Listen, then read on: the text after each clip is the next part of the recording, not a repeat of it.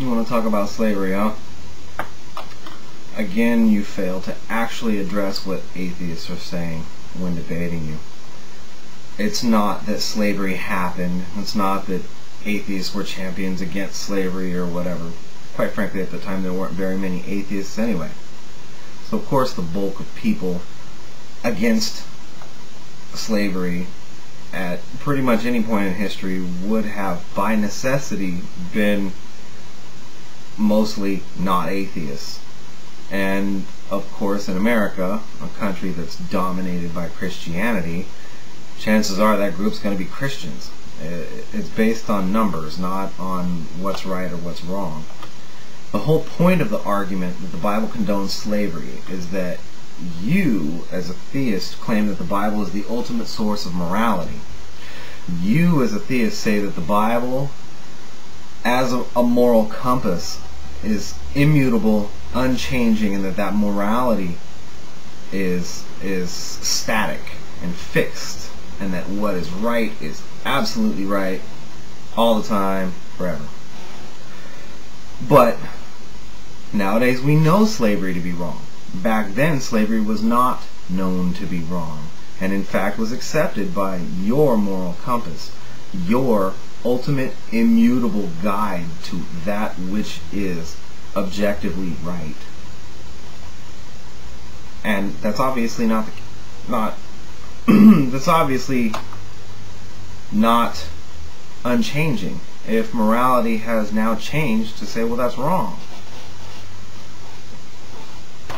You, by admitting that the Bible supports things that are now known to be wrong, and by admitting that Christians as a whole and Christianity was in support of changing the very morality that you claim to be static and absolute, falsifies your own position. I might also add, it's pretty interesting to me about the slavery issue because of the fact that at the time slavery was perfectly accepted by all cultures on the planet. So mankind had not yet figured out that there's an objective reason to be against slavery. And so mankind as a group just accepted it. And then to say that the Bible is divinely inspired and above mankind's wisdom and ahead of its time, and yet it conformed to what was the social norm of any individual group at any place on the planet at the time, is actually stronger evidence that the Bible was written by men writing down their own personal opinions than the Bible being a book that was inspired by the creator of the universe and is based on the ultimate wisdom and morality. I might also add that you want to talk about Thomas Jefferson, and the reason that he's so interesting in this discussion is that because for so long you've used the argument that America is a Christian nation founded by Christians, and used Jefferson's own quotes, Jefferson's own words to state that, implying that Jefferson was a Christian. And now all of a sudden you admit that he was not a Christian, that he was in fact a deist. One minute you claim Jefferson to be a Christian, the next minute you acknowledge that he was a deist. That's blatantly dishonest.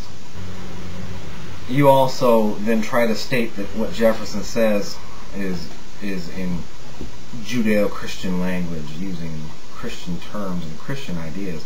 No, he was using his own philosophical ideas, the philosophical ideas of the people around him, which oftentimes did use language such as creator, God, etc., because of their belief that life had to have been created.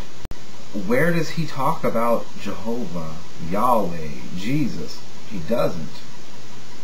I mean, he's had things to say about it, but the ideals that he put forward whenever he had something to say on the issues of morality were deist in nature, not Christian in nature.